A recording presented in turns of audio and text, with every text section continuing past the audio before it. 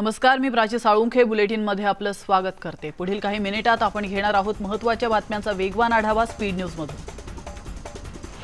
आणि सुरुवात करतोय एका महत्त्वाच्या बातमीने। अनिल देशमुखांविरोधात आता आपल्याजवळ देण्यासारखे काही पुरावे शिल्लक नाहीत असं म्हणत परमबीर सिंग यांनी एक प्रतिज्ञापत्र सादर केलंय। तर चांदीवाल आयोगापुढे त्यांनी हे प्रतिज्ञापत्र सादर केलंय। मात्र हे 13 ऑक्टोबरचं शपथपत्र आहे। परमबीर सिंगांना चांदीवाल आयोगाने वारंवार समन्स बजावूनही ते चौकशीसाठी गैरहजर राहण्याचं त्यांनी समोर आलंय। दादरा नगर हवेली लोकसभा मतदारसंघावर शिवसेनेचा भगवा फडकवणाऱ्या कलाबेन डेलकर यांनी शिवसेना प्रमुख, पक्षप्रमुख आणि मुख्यमंत्री उद्धव ठाकरे यांची वर्षा बंगल्यावर भेट घेतली आहे। महाराष्ट्राबाहेर शिवसेनेला पहिलं यश मिळाल्यामुळे शिवसेनेत आनंदाचं वातावरण पाहायला मिळालंय। या भेटीदरम्यान शिवसेना नेते संजय राऊत देखील उपस्थित होते।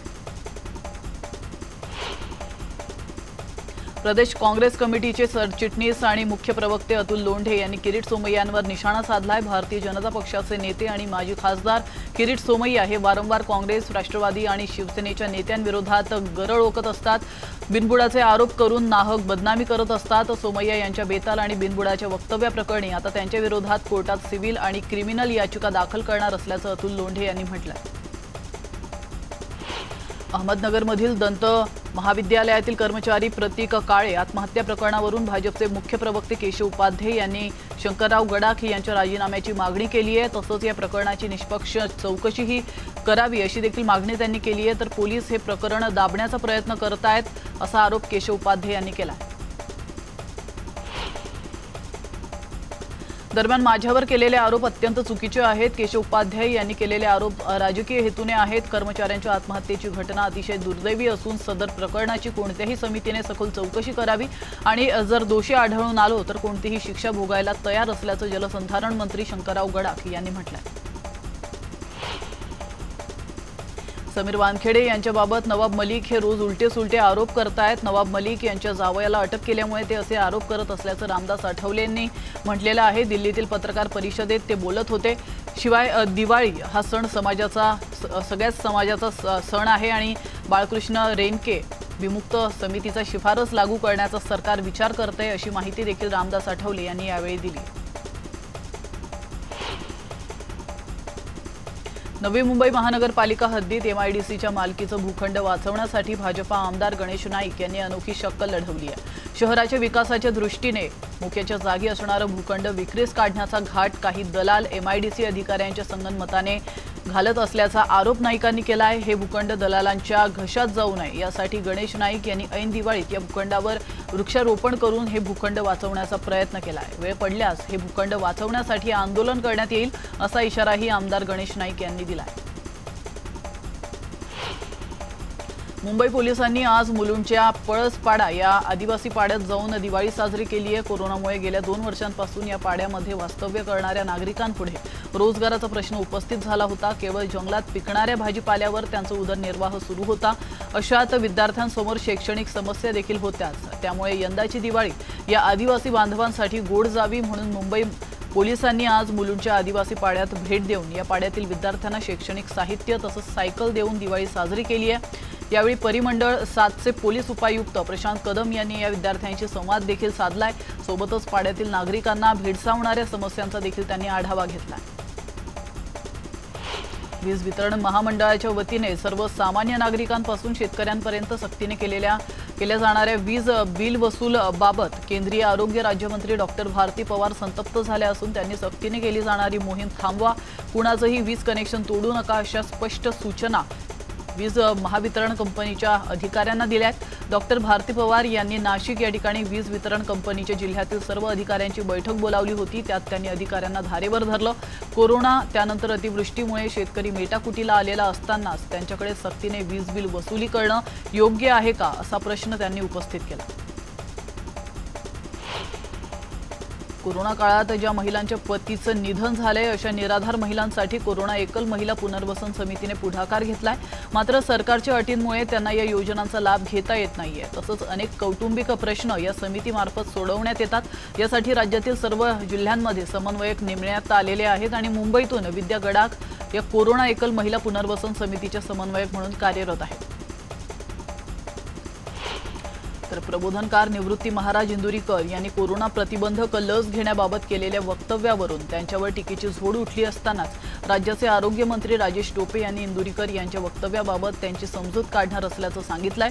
त्यांच्या स्टाईलमध्ये केलेल्या प्रबोधनातून समाजामध्ये जागृती होते, त्यामुळे त्यांच्या कीर्तनाला मोठ्या प्रमाणावर गर्दी असते। तर गेल्या 2 वर्षांपासून कीर्तन आणि प्रबोधन बंद असताना त्यांचा समाजातील जास्त संपर्क आता आलेला नाहीये। जागतिक स्तरावर लसीकरणाचं महत्त्व सगळ्यांनी जाणलं आहे। महाराजांचा आध्यात्मिक अभ्यास जास्त आहे, मात्र वैज्ञानिक बाजू देखील समजावून सांगण्याचा प्रयत्न करणार असल्याचं राजेश टोपे यांनी स्पष्ट केलं। बातमी आहे सांगलीतून। सांगली जिल्हा मध्यवर्ती सहकारी बँकेची चौकशी लावा, म्हणजे दूध का दूध पाणी का पाणी होईल, असं आव्हान भाजपाच्या वतीने महाविकास आघाडी सरकारला करण्यात आलंय। तसंच जिल्हा मध्यवर्ती बँकेच्या निवडणुकीत भाजपा शेतकरी विकास पॅनलच्या माध्यमातून स्वबळावर लढणार असल्याचं जाहीर करण्यात आलंय।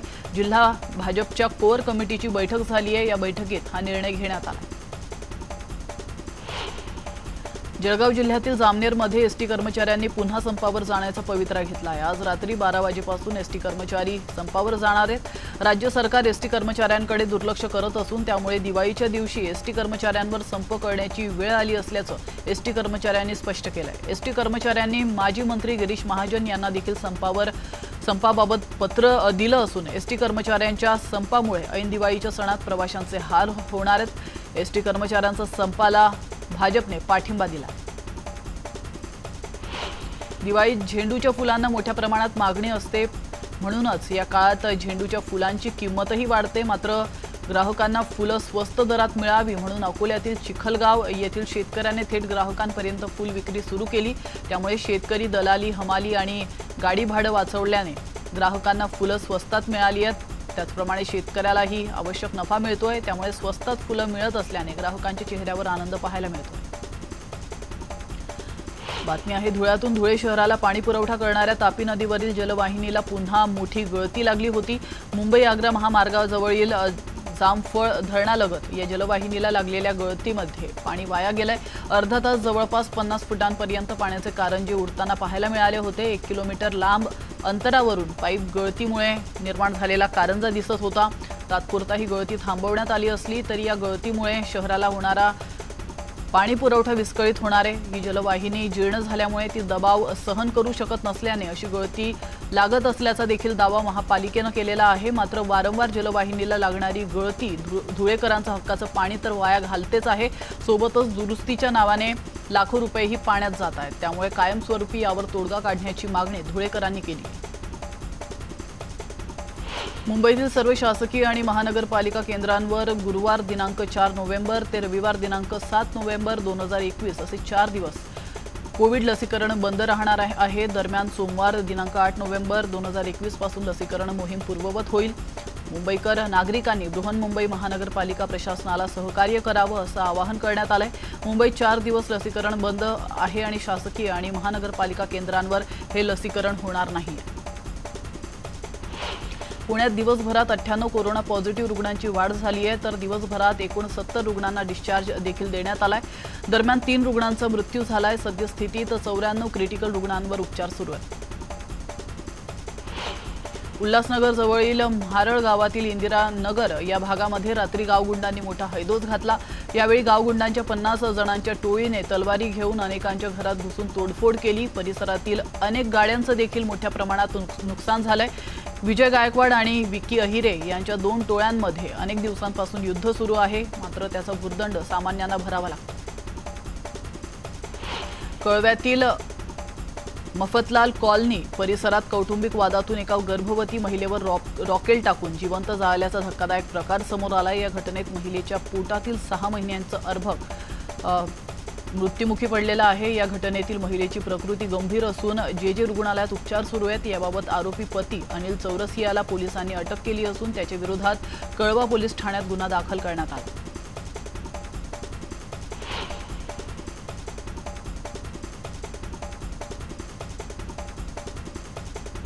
महाराष्ट्रातील अष्टविनायक गणपतीमधील एक असलेल्या जुन्नर जवळील लेण्याद्री येथील गणपती मंदिरात दीपावली निमित्त दीपोत्सव साजरा करण्यात आलाय।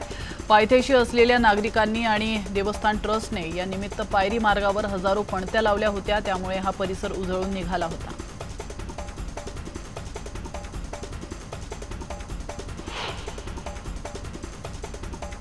इथं घेतो एक छोटासा ब्रेक, लगेचच परत येतोय. तुम्ही पाहत रहा स्पीड न्यूज.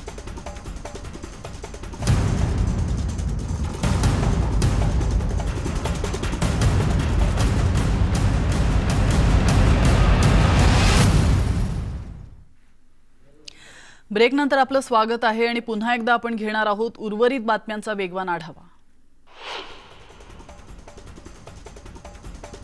दिवाळीच्या निमित्ताने न्यूज 18 लोकमतवर पहा प्रशांत दामले आणि कविता मेढेकर यांच्या गप्पांची मैफिल.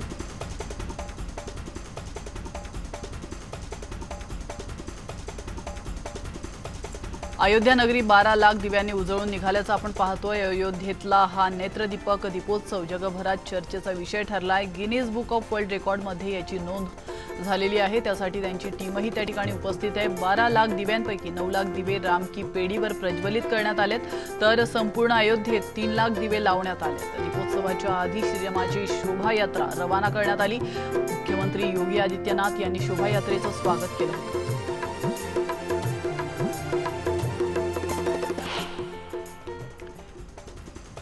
केंद्र सरकारकडून जनतेला दिवाळी गिफ्ट मिळालेलं आहे. देशभरात पेट्रोल 5 रुपयांनी स्वस्त होणार आहे, तर डिझेल 10 रुपयांनी स्वस्त होणार आहे. पेट्रोल डिझेलच्या एक्साइज ड्युटीत कपात करण्यात आली आहे, त्यामुळे वाहन चालकांना केंद्राकडून दिलासा मिळाला.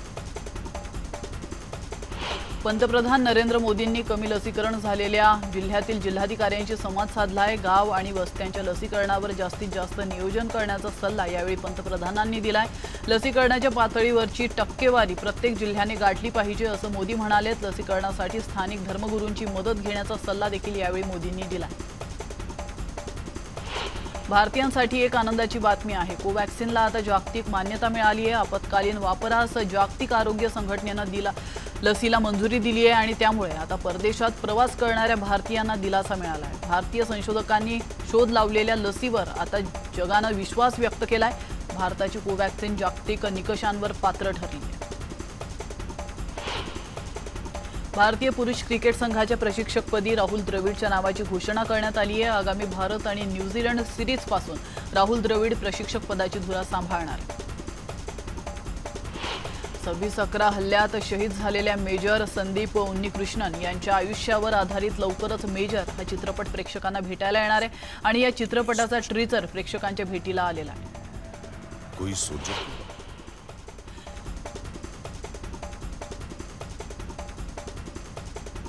तर ट्वायलाइट या हॉलिवूड चित्रपटातील अभिनेत्री क्रिस्टन स्टीवर्टने 2 वर्षे डेटिंग केल्यानंतर प्रेयसी डिलन मेयरशी लग्न केलेलं आहे. याबाबत क्रिस्टलने सोशल मीडियावरून खुलासा केला. बॉलिवूड स्टार अभिनेत्री जॅकलिन फर्नांडिसने श्रीलंकेतील पारंपरिक साडीत डान्स केला. याचा व्हिडिओ सध्या सोशल मीडियावर मोठ्या प्रमाणात व्हायरल होतोय. आपण या दृश्यांच्या माध्यमातून पाहू शकतो. यात जॅकलिन गायिका योहानी सोबत डान्स करताना पाहायला मिळते.